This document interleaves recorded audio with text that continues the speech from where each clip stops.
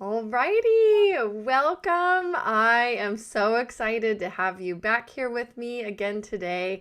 I am Heather Pierce Campbell, the legal website warrior. I'm an attorney and legal coach based in Seattle, Washington, and serving information entrepreneurs around the world. I am so looking forward to this conversation today with my friend Maureen Kures, and here I say it wrong. Let me say that again. With my friend Maureen Kures. And Maureen, how long have we known each other now? It's been a couple I, years. I think close to five. Close to 5, yes. So we were introduced through, I believe, a mutual connection here. We're both in the Seattle area. And I was a fan of Maureen from the start. She is just somebody who is lovely to know. She's a helper, she's a connector. She has such a huge heart for people, and I really, really, really love your work, Maureen. So I'm so excited that we get to talk about it today. If you do not know Maureen, Maureen Kures is the CEO and founder of RadiantMorning.com. She is on a mission to guide 1 million families to decide, document, and discuss their final chapter plans to bring peace for those who live on. As an oncology, hospice, and ICU nurse for 35 years, she was privileged to provide end-of-life care for many. She saw the devastation that occurred when families hadn't had candid conversation with their family members. Now she facilitates those conversations with families around the world and leads virtual group workshops to replace drama, trauma, and chaos with calm, ease, and peace. Maureen, so you're still on the east side, right? Tell me I where you're am at right still on now. the side. Yeah, Yep. Bellevue, Washington. Bellevue. So she's my neighbor just across the water. She is a lovely mother to 3 amazing sons. I love seeing your social media posts about your boys all grown up. I'm I going to be an know. empty nester in the fall. My two oldest are finally flying the coop. Oh, that is just so wild. Well, congrats. It looks like you've really done an amazing job. So, Maureen, I mean, you have this amazing background, right? And I know we talked about this when we first met, your background in oncology, hospice, and as an ICU nurse. Share with us a little bit about what led you into that line of work. Well, fate led me into that line of work, Heather. I graduated from nursing school and there were no jobs for nurses. I was in California, and in the early 80s, like 1984, the jobs had dried up. They had been giving $5,000 sign-on bonuses the semester before I graduated, and ours, they gave us a pat on the back and said, well, good luck. And I got my first job in an oncology Mm, unit, and I thought, oh my gosh, who wants to work there? I don't want to work with dying people. That was scary to me. My family, we didn't talk about death, and we didn't talk about any of that stuff. Even when my grandfather died, it was just crying, sad, but we didn't talk about it. So I thought, well, I'm mm, going to get my experience and get out of here as fast as I can. So 1 year was my goal. But what I didn't know is that I would fall in love with the patients, I would fall in love with the families, and I would fall in love with the journey they were on. And it wasn't mm. always easy, but I found out that I liked being there. I liked going on that journey with them. And so it's sort of been interwoven the rest of my nursing career. Yeah. Well, it does. I really feel like it does take a very special, capable kind of person to do that work, especially with any longevity. And in our family at a fairly young age, it was actually my first year of law school. My mom was diagnosed with glioblastoma, and so she ended up passing away the second month of my second year of law school. But that whole year, we had our trials with her health and going through a surgery and then dealing with end of life issues. And, at the very end, we had hospice in place and we had nursing care, coming into the home and helping with that transition. And I just remember being so profoundly touched by what a special place people who do that work fill for those of us that need it. It's a tremendous amount of support, and it just there's no replacement for that level of support and care when you need it at the most precious times. I am a raving fan of hospice. So I'm so glad Mm. your mom had hospice. Not Mm-hmm. everyone does. And, they hear hospice and they think death. That's what happened with my dad. My mom heard hospice and she thought death and she would have no part of it. And so he was on hospice for 3 days. Didn't matter that I'd been a hospice nurse. It didn't matter that I had done all that. But, it is such a gift to the families and to the person that's dying. It's about Mm-hmm. quality of life versus quantity, but to live with quality at the end is Yeah. so. Well, and I think to be escorted through that process by somebody who has experience with it, that has a level of comfort, and I'm not saying that it ever gets comfortable, but that has a level of knowledge and expertise and comfort with just knowing the process, I think brings a lot of calm to families who are maybe facing that for the first time. You're saying that, and it takes me back to I was filling in for a shift, and I walked into someone's house to check, and the family had no idea that their family member was actively dying.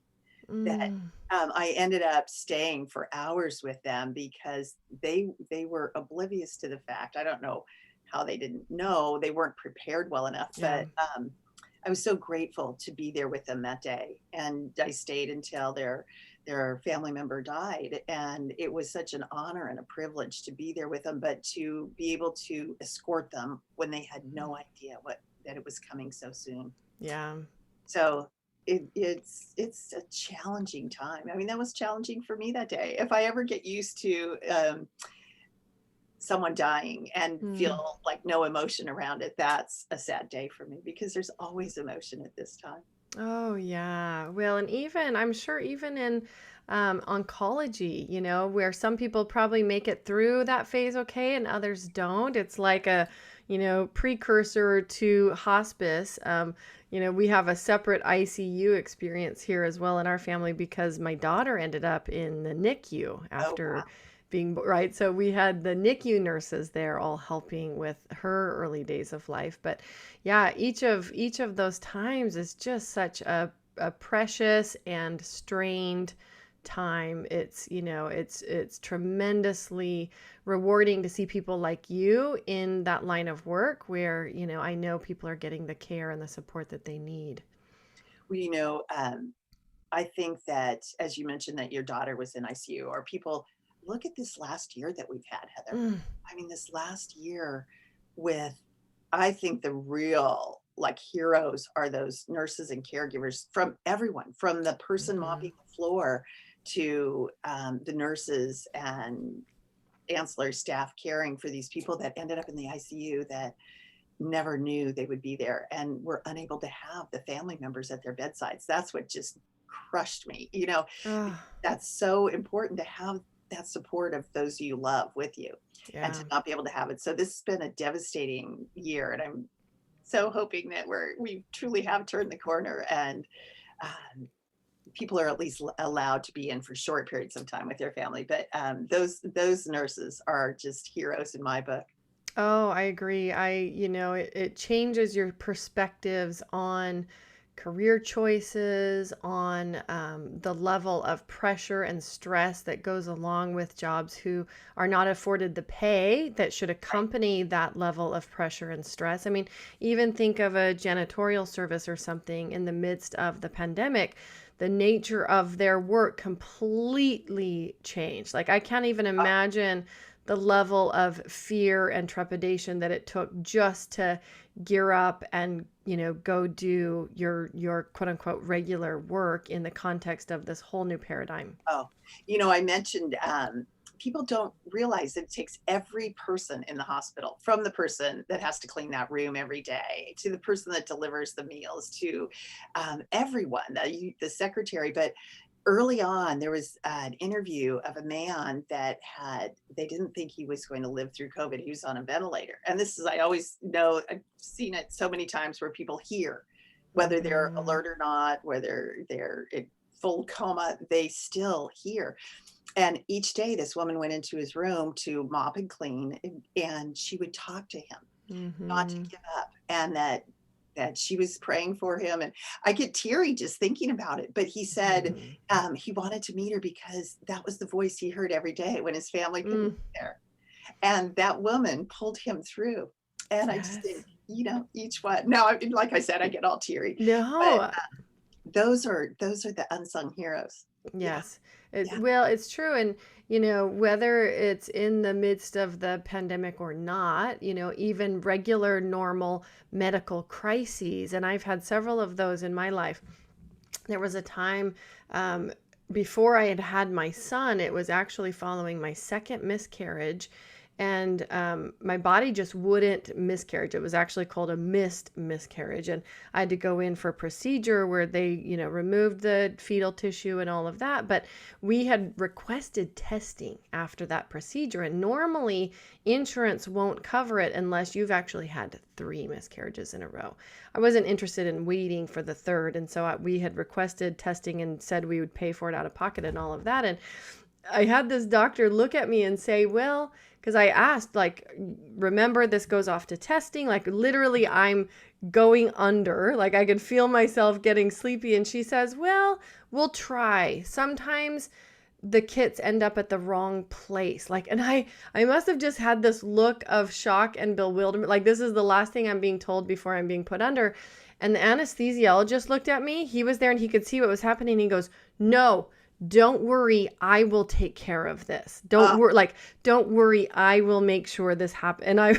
And that was the last thing I was told right before I'm literally going under. And even that moment of panic and then recovery, like, I just thought, oh my gosh, I'm so grateful for the people who care about doing it right, and similar but related, another time I had to go under, again, always very scary to have to go under anesthesiology. What is it? fantasy. Anesthesia. I know, my brain is so tired. Anesthesia.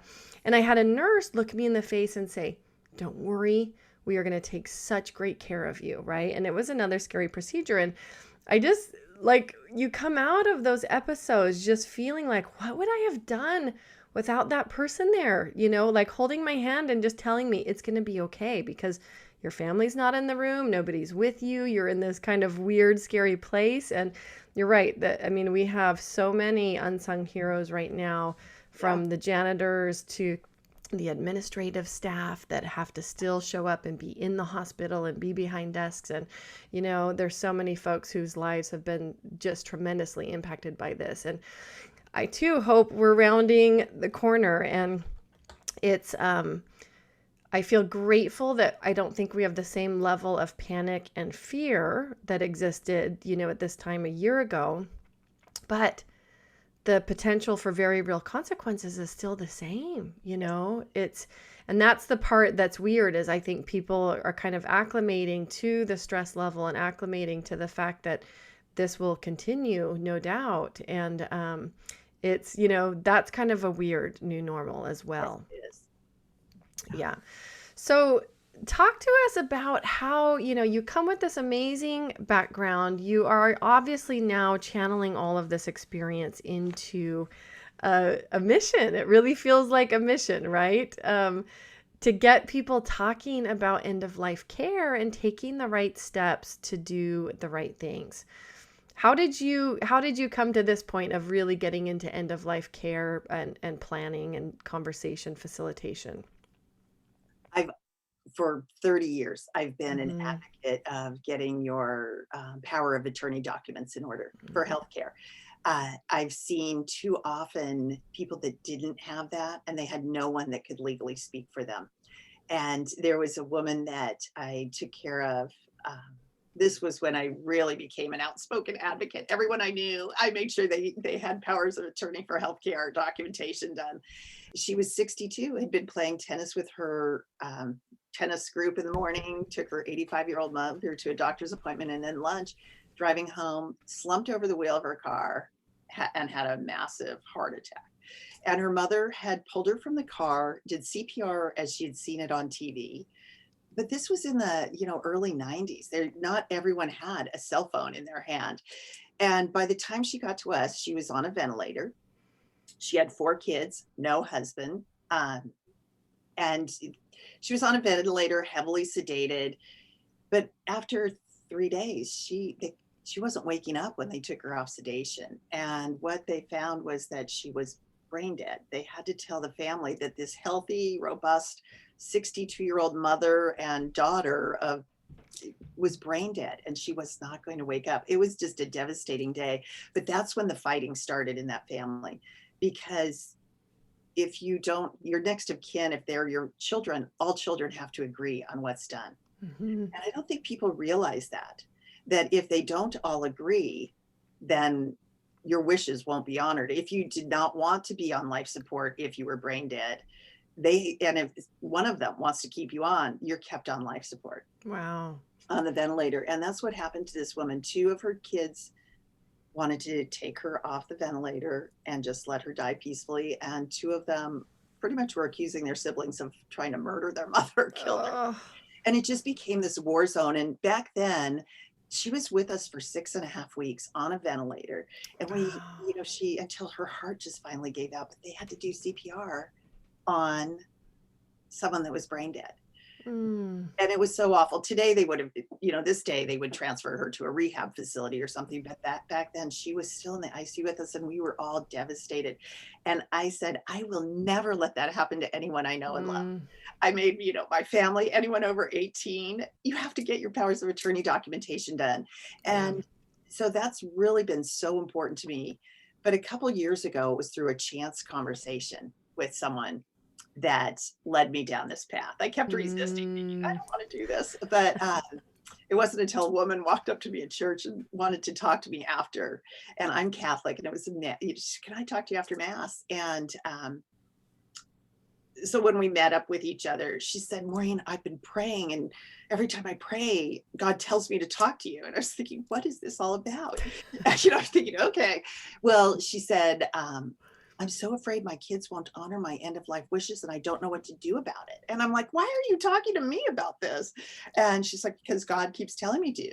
And I said, do you know that I'm a nurse, and that I've worked mostly in end of life fields? No, I had no idea you were a nurse. And I said, because we were really just acquainted, just smile and Acquaintances. say hi.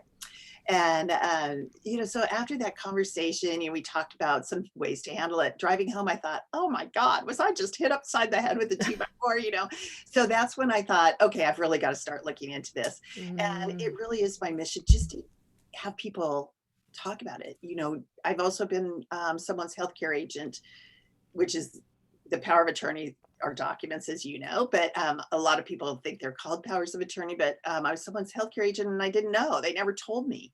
And we had never talked about this until she had a medical crisis and couldn't make decisions on her own. And well, I wasn't the only one. She'd chosen two of us, a gentleman Oh, I know well, and we disagreed on what to do. And it was wow. so challenging. That's why I'm passionate about people having these conversations so that everyone can be on the same page, but to have that legal person, that person that can legally speak on your behalf. So even if other people don't want you taken off life support, and you wouldn't want to be in that position, that the person has the legal right to speak for you. Yeah. Well, it's just so unfortunate that we have to see the really, really sad, heavy stuff, right? In order to, I think sometimes just as human beings, be motivated to do what we should be doing. And we are quite pain avoidant, Yes. but I think so many of us just don't anticipate the various ways that things can go awry, right? It's just not what we spend time doing. And No. so, yeah, I think it's so important to have advocates like you talking about it, even though these stories are hard to hear, right? We hear these and we go, I don't really want to think about that, in my own scenario. Who really wants to think about dying? Really. Right, Um, right. yeah, I It's, don't. But I do know that if it happens, I have everything written out now. So I've well, given this great roadmap to my sons. Like, mm, okay, if this happens, this is what I want you to do. We had a big family meeting well before any of this was even um, a thought for me to do. And I told them all when they were leaving for school, they were all heading back to college. And I said, okay, when you're home at the holidays, I want a 4-hour block of your time. I told my husband too, we're all sitting down. And I thought I'd get pushed back, but we had the best talk. They were like humoring me, I think, that we talked about everything. I pulled out all of our estate planning documents, all of Mhm. our financial documents, and I did this great Life Goes On roadmap with Nancy Jutton, and so I had all of that, everything out, and I said, I want you to know from me what I would want if this Mhm. happens tomorrow, because my boys are all super close, and Yeah. I said, I don't want your good relationship ruined because you disagree on what to do with me if something happens to me, or if something happens to me and your dad, and um, I don't want you to have to make that decision because I'll have already made it for myself and given you the Yes. tools to deal with it. Well, and the reality is, we don't like to think about this stuff, but we are already in our lives making decisions just like this. So, for example, if any of us own and drive an automobile, we probably have car insurance for that. If we own a home, we probably have homeowners insurance, right? We most certainly do if we have any loans or Yeah, mortgages related to that home. So we already are doing this in other ways in our lives. It's like insurance. It's like saying, if this terrible thing happens, I know I've got myself covered and I'm protecting the relationships of those who I love that are left behind. yes. How often, I know you've probably heard this, but just again, within the last 6 months, I've heard of a family that the siblings are suing their brother because he's the executor and they feel like he's stealing from their estate. And I think the estate of their parents. And Yeah. it was the brother that I met, and he's like, "Oh gosh, I don't my siblings, I can't, no matter what documents I bring them, they feel as though I'm stealing from the estate." And I thought, how terrible is that? But if everyone gathers together, they talk it out, they know where everything is. I just spelled it all out for my kids, Mhm. and then they're all on the same page, and they know that nothing's awry or amiss. Well, and I think it's particularly important that the piece that you're saying that I find really valuable is that, putting these documents in place for yourself and you being the one delivering the message to your kids. It's very different than trying to interpret a document on Yes, its face and on its own, right? Because I think there are a lot of scenarios like the one you're talking about where this one son is the executor and the siblings think like, probably, if I were to guess, the parents didn't sit down and say, hey, this is how it's going to work, right. No, they did right? not. And Yes. that left the children all very vulnerable. And the child that they chose as their executor, that left him in just a awful Terrible position. spot. Yes. Yeah. Yeah, but Well, it's also fractured a family because of it. And that's like, I never want that to happen. Just like that right. year old woman. It's, It could have been so different. Yeah. it could have been so different. And, there are real life reasons why families get fractured. When you look at personality disorders and all kinds of things that come up. I mean, you live in the medical world, and so these are no surprise to you, but there are real reasons why certain viewpoints are not reconcilable. Right. And, no rational person is going to make them reconcilable. That said, if you have a parent saying, here's what I want, delivering the same message with clarity to each of their, like, it drastically reduces the chances that things are left up in the air, misinterpreted, right? And so that's, that piece seems really, really crucial. The piece about not only doing the documents, but then having the tough conversation. Yeah, and it doesn't even have to be. You can make it fun, like Right. a And I'm saying tough pizza because I think a no, lot but of a lot of people it is perceive it as tough, right? They it perceive it as like, ooh, this conversation I don't want to have. yeah, it is tough. I mean, I to think, do I really want to sit down and talk to my kids about all this? Well, Mhm. probably not, but it was so important to me because I thought, okay, now I'm on the other side of 55, and if something happens, um, I wanna make sure they're prepared.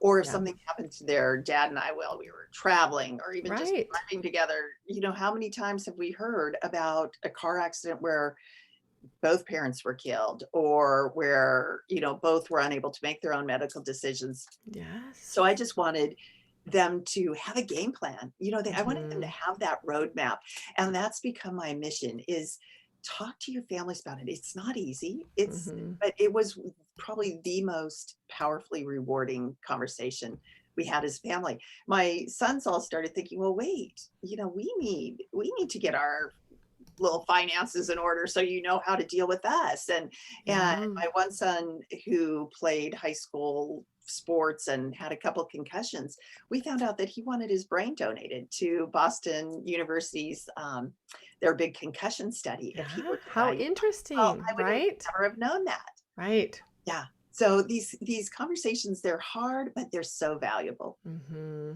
And then you go on and eat the cake, drink the beer, whatever that you have. Celebrate. Yeah, celebrate when it's all over and that you all know. But I think by bringing everyone together, it's one thing to talk one-on-one, Yeah.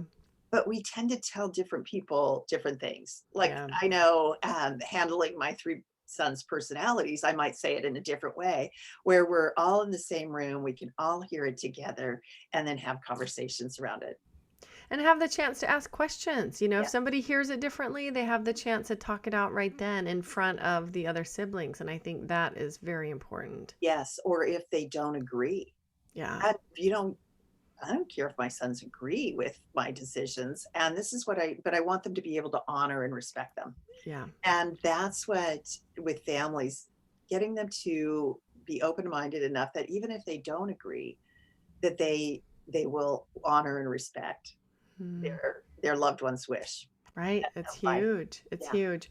At what age do you think it's appropriate for people to start thinking about end of life care? Because I can imagine there's a lot of people kind of in this middle ground where they think they're not quite there yet, and they Right. actually are. Right. You know, I say age 18, once you turn legal adult, you need your own um, maybe not a full estate plan, but a power of Hmm. attorney for healthcare, a power of attorney for finance. If something happens, trying to close down a younger person's apartment, let's just Yeah. say, without having someone that can legally do that is tough. So 18 is best age. My boys are like, what? Why are you making us sign these documents, Mom? But and then really by the age of 50 at the very latest, to start getting this in order. But when there's so many different times in life to look at full estate planning. Yeah. When you start having a family, guardianship for your children, Yes. It's that's when huge. huge. I was living in South Carolina and I was at the park with my two little boys, age 1 and 2, and a neighbor. And we ran into this woman whom I did not know. But when she left, my friend was telling me her nieces and nephews, her sister and brother-in-law were killed in a traffic Mm. accident. No guardianship set up. And those kids became wards of the state and were put into foster care until it could be decided. Ugh. And because the families both wanted them, no one could agree on who took the kids. And I went right home, started calling estate planning attorneys, and my husband came home from work and I said, we have an appointment on this Thursday and you better be Mm. there. I don't care what. I don't care about anything except who's going to raise my kids if something like that happens, our Yes. kids. So, Yeah. so that's a long answer, but I really think that when you start a family, that's another time. But by age 50, less than 50% of people 50 and older have Yeah. any kind of end of life planning done. And when I talk of end of life planning, I'm talking about, that healthcare power of attorney and the advanced directives, which Yeah. is known as the living will, which spells out what to do. And that's what I am passionate about. But I'm passionate about getting all of your estate planning in order, make Right. it for your family. Yeah. No, I agree. It's and you and I have talked numerous times, and you know about my work and how I help entrepreneurs, but one of the things is like if you're building a business, you're building a family, like you sure as heck better make sure that whatever comes next for whoever's left is taken care of. And it's challenging to think about, but the alternatives and thinking of some recent stories here in the Seattle area, like even when you said 50, I was surprised. I thought you would say earlier. I mean, and I know obviously 18 is ideal. And, speaking from personal experience, my sister died really young in a car accident. She was 25. And there's so much that you have to take care of that, and these days from somebody's digital and online assets and all kinds of I mean, there's just so much that simple documentation would help with, even Oh, if you don't go talk to an attorney and do all the things, right? If you are responsible enough to do some of the basics, it's hard to think about, and it's so important to think about, because this day and age there really is so much to take care of when somebody passes. there is so much, and it takes away from the ability to just grieve, because we're going Yeah. to grieve no matter what. Yeah. But to grieve with debilitating grief, or prolonged grief, because you're trying to deal with all of this stuff, the Right. Well, minutia and of even it's yes, huge. It's it's huge. huge. And to wonder about really important things like, did they want something donated? Did they want to be a donor? Did they, right? Simple things that if you'd had the conversation, of course, nobody expects to die in their 20s, No, right? And so people probably are not having these conversations until much later. But, just thinking through that and having a simple plan and talking with your family about it and sharing that documentation, I think can just save so much heartache. There was a recent couple actually that was shared inside of the story was shared inside of one of my mom attorney groups. That's a Seattle area group. And just like you said, this couple that died, both parents died and left behind 2 or 3 children. One of her best girlfriends was also another attorney in this group who was suddenly scrambling, trying to figure out how to obtain guardianship over these kids, how to, help transition this little family out of a complete disaster. And it's like, oh, your heart just breaks, because I'm sure they were young, and it sounds like the kids were very young, and it's puts people in such a pinch, such a bind trying to go through this process. it does. And it puts people in a bind if something happens. You were just reminding me that if something happens, to try to get legal guardianship of an adult, let's say, um, Mhm. it's hard, it's expensive, at a Expensive. time that you're going through drama, trauma, and chaos and grief and trying to figure it all out.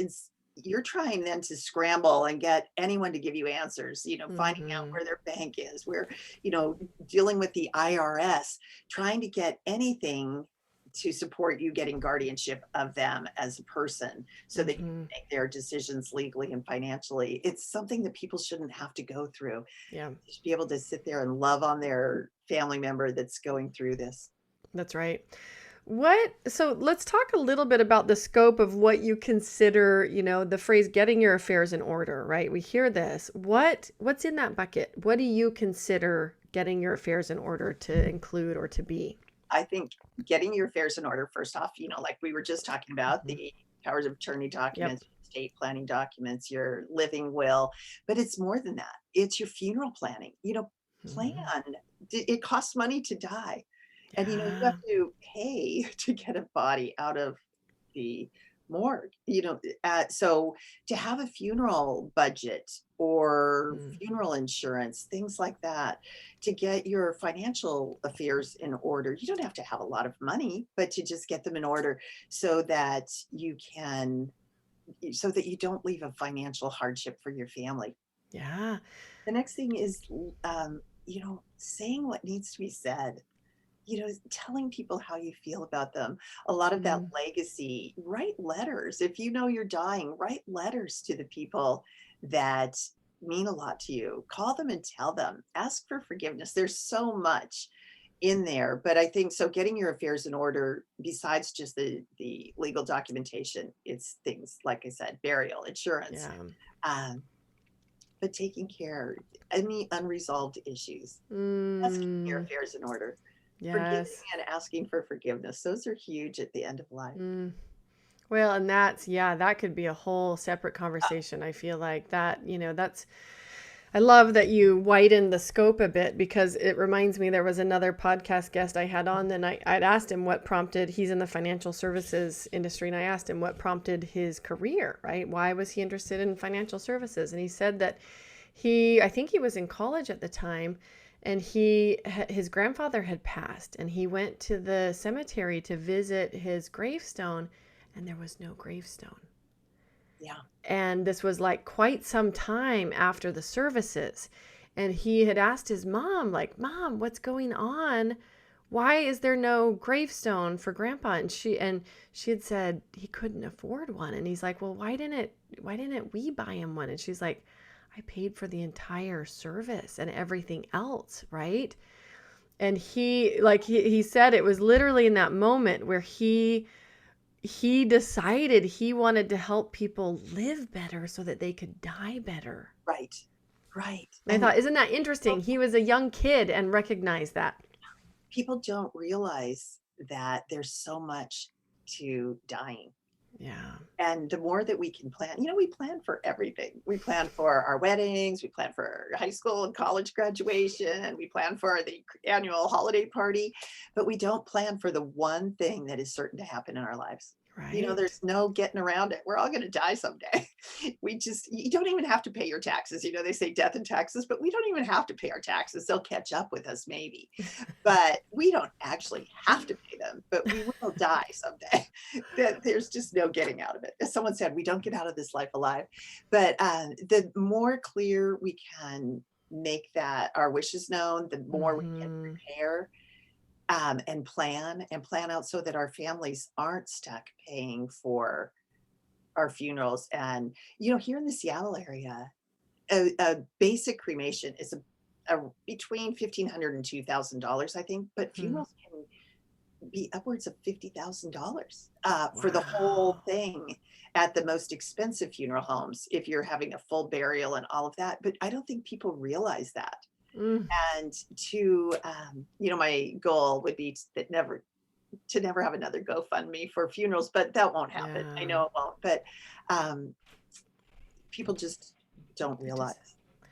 Well, and I think that's the thing. Unless they have been shown the details or had to walk through it with the loss of a family member or a friend, right? They don't have the firsthand knowledge of knowing, like, oh, this is how I should plan for this, without these types of conversations, right? And that's so interesting that you talk about the surprising expense of a funeral, because it's so much more than just the headstone. It's, it can really be quite a sum of money. What do you wish people who are hesitant, and I think this will take us to the other side of the conversation of like, what's the benefit, right, of taking care of this? Because I think that's what we all want to get to, is obviously the peace of mind. And I can only describe it in my life as peace of mind. We were sharing a little bit before I hit record about how it took me until I think my son was about 2 years for us to get our estate planning documents in place. And I'm an attorney, right? And I knew, like, I should have had those probably before we even went off to the hospital to have our baby boy. But once we got him done, whew, it was just such a sigh of relief. Like, the process wasn't fun. We paid the money, we got the documents done, but it was just invaluable once we had them. I could look at my hubby and be like, we did it. We did it. Yes, we may have to revisit these and update them and make sure we keep them current and all of that good stuff, but they're done, and we can at least rest easy knowing nobody's going to be wondering, what is your plan? Yeah, it is, like you said, peace of mind. My goal is family unity at the end of life, and that families aren't divided. And as you're saying that, one of the families that I worked with, there were 6 boisterous, opinionated kids. And we worked together because their mom was showing early signs of dementia, and she wouldn't deal with it at all. And the woman that brought me in, she said, I want us all to know how to deal with this. I want us to be on the same page. Well, we had this a couple great meetings together, but it was their dad that took a downhill die really unexpectedly and quickly. And I just heard not too long ago that because of them all hearing pulling their dad in, hearing his, oh, if this ever happens to me, this is what I would want. I wouldn't want to be in the hospital. When they had taken him Mhm. to the hospital, they wanted to do all of this treatment but they had all heard, I wouldn't want that if there's Mhm. no hope for full recovery. And so he's actually at home on hospice now. And they're at home, Mm. during a time of COVID, she said, we're so grateful that he's not in the hospital where we can't all, they're a big, boisterous, loving family. And so they're all there and loving on him. And he's been with them through this journey rather than Mm. isolated in a hospital or dying in a hospital, which he did not want to do. So that is such the benefit of this. And being able to have that, we're here with them. We're able to hold his hand. We're able to love on him. We thought it was going to be mom that we were dealing with, but to have that peace of mind that they know they're carrying out his wishes has been so huge for them. Well, and that's just it. Peace of mind that you are carrying out your loved one's wishes because, we might, like you pointed out, we might feel differently than they do about what we would actually want done. But that changes as soon as you know what they want done, right? Right. If they're truly a loved one, you want to generally honor what they've said. And so to the extent that that's clear, that they've communicated it, it makes the decision making so much easier. Like, what a burden to be removed from the shoulders of those 6 children, It, it, it has been such a gift. And it's a gift that we do give our families, that Mhm. clear, concise directions. Oh, I love that as a concept of the gift. I have to tell you this real quick. I tell my clients that I work with, I want you to review this annually. Mhm. Just make it your birthday present to yourself and Mhm. sit down, just take an hour or two. Do I still have the proper people in place? Has there been anyone I wanted to add to the contact list or any Mm. passwords that I need to change? Whatever, go through the whole thing. And but I was talking to a woman. I was actually on another podcast, and she's like, my parents have what they call their death planner weekend, and they do it every year. They have their whole planner with all their estate planning, where everything is, and they take a weekend away and they go and they book a hotel room somewhere where they want to travel. They order in and have a bottle of wine and they drink their wine. They review it all on Friday night. And then they go and have a fabulous weekend at a destination that they wanted to visit. So they check something off their bucket list and they get Mhm. their death planning weekend done. And I thought, isn't that great? It's just a great way to do it. I just thought, Well, we're going to that right. No, it sounds amazing. And it actually gives me goosebumps because like just even that little vignette, I feel like by doing that, you're really allowed to live, yes, right? you are. You Yeah. can you can like show up fully in your life knowing that you've taken care of those important details, even just, the next day on that very same weekend, just the relief and the peace that you would have knowing that you have checked the box, you've done the thing. Yeah. And they make it fun. And I think that any good plan, it makes it Mm. smooth. If you plan your wedding and everything, it's planned, you have or someone to take care of it, then you can go and thoroughly enjoy yourself. And Yes. that's like with life. If we have our plans done for end of life, then we can thoroughly enjoy our life and just celebrate. I love that. What, in your experience, what are the best ways to open that conversation, right? So I'm sure people can feel very differently even about having the conversation. How do you coach people around inviting them into that conversation? Well, I think one of the gifts of COVID, I'm going to bring COVID back up because you know, we've all at this point, a year plus in, we've probably all known of Yeah. someone. If we didn't know them personally, we know of someone that's died due Yeah. to COVID. That's the perfect conversation starter. Oh my gosh, my friend Kathy's daughter is in the hospital on a ventilator right Mhm. now. And can I talk to you about what I would want? Or Mhm. mom, my friend's mom just died of COVID. What can I talk to you about what you would want so I could honor your wishes? I had to have Mm. that conversation with my mom. She was diagnosed with COVID, and my mom, who doesn't like to talk about death or end of life, I'm her Oh. care agent, but and she would not talk a lot about what she I have it all in my estate planning, the basics. I'm like, Mom, so I called her and I said, okay, we have to have that candid conversation now, Mom. We can't wait any longer because 5 hours from now, you could not be breathing well. And I need to know what you want. She's 84, super active, and luckily sailed through it. But Good. the other thing, if someone, Uncle Joe, gosh, Uncle Joe died, it made me think, I want to do right by you. What would you want if you were diagnosed with cancer like Uncle Joe? It's just Yeah. as simple as that, but it's as hard as that too. Yeah. It's simple and hard at the same time. The Yeah. other conversation that's important to have is the conversation with your physician Mm. or physicians. Doctors don't like to talk about this any more than anyone else. And being married to a physician, I know this to be true, even though he is pretty good at the end of life stuff. But, it's hard for them too. So to Yeah. give them a clear roadmap Yeah. that, hey, if I get to this point, I don't want you to do life sustaining treatment for me. That's I right. would want to be home. Um, my husband had to have a big lung surgery 2 years ago. Oh, wow. And his first day post-op, we were walking, 3 times we walked through the hospital, that floor that day. And the first time there was an older gentleman and my husband was in the ICU and he was on a ventilator with his family all crowded around him. And I thought, oh my gosh, he's dying in the hospital on a Mm. ventilator. I don't know why the curtains weren't drawn, but and everyone's gathered around. Then after lunch we walked and everyone was out in the hall crying except for the wife and maybe a daughter, at his bedside crying, and Mm-hmm. the heart monitor was still going. um, and then we walked after dinner and the room was empty, all the machines were out, and I just thought, Mm. no, it shouldn't have been like that. It Mm. should not have been like that. That's what crushed me when I worked in the ICU. I thought they should be at home or at least in a setting where everyone could be there, not hooked to machines, not hooked to. But some people choose that, and that's okay.